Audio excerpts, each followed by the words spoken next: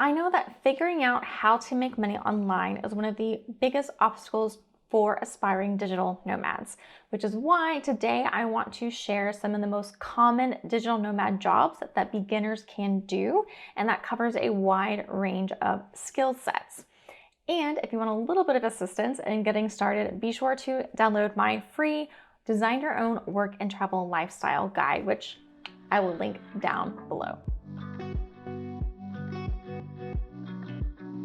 Hi, I'm Taylor Gill, a work and travel lifestyle coach. I teach remote professionals how to work anywhere and live everywhere.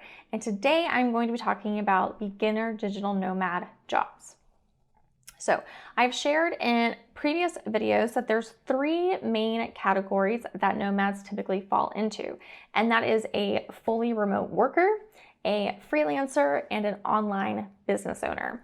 So that first category, a fully remote worker, we are not really going to touch on or cover today. I've touched on it in previous videos, and I have a course geared towards anyone wanting a fully remote job called Finally Fully Remote, which you can find in the description below. But today I want to talk about more of the freelance and online business type jobs and skill sets that you can have to start making an income online.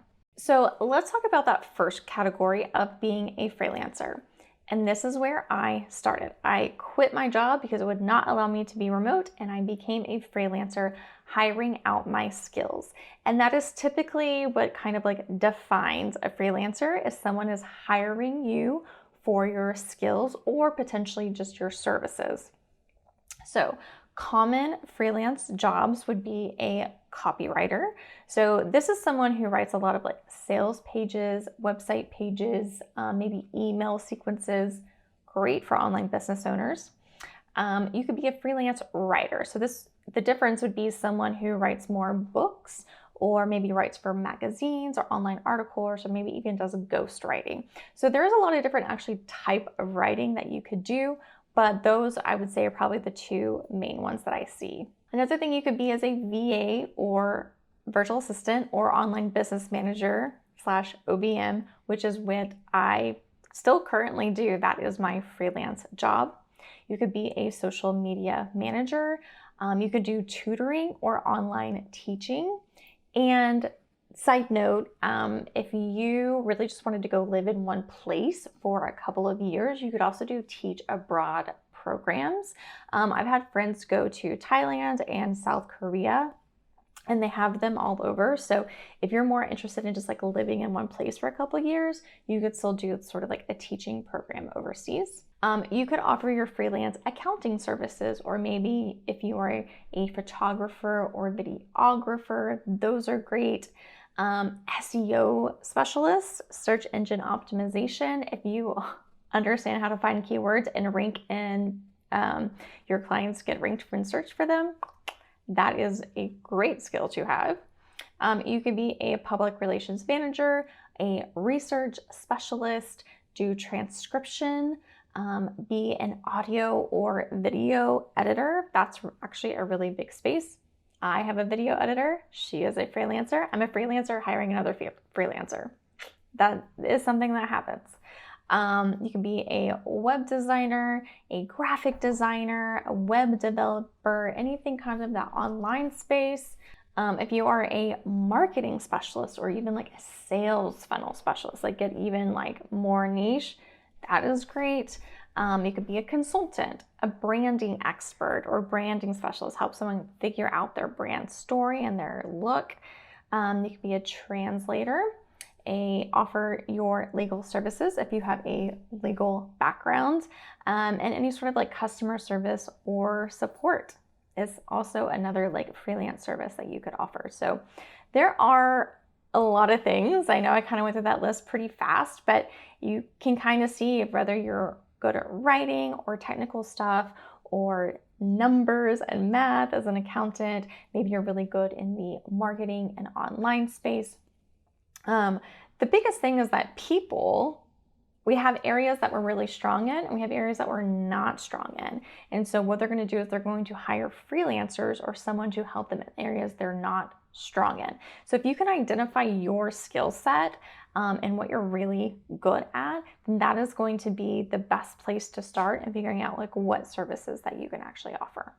Now, the other category would be like an online business manager or entrepreneur. So this is typically someone who has a product, either a physical or digital product, or they maybe have built up their own agency or business from their freelance business. So I know people who started out as individual VAs and then actually created their own VA agency where they now manage the clients and they have other VAs actually doing the task. So you don't have to be just one thing, and you don't just have to stay in one category. It can be kind of fluid, and you can work your way up into certain things. So examples of online business owners or entrepreneurs would be a blogger, people who earn their full-time income from blogging.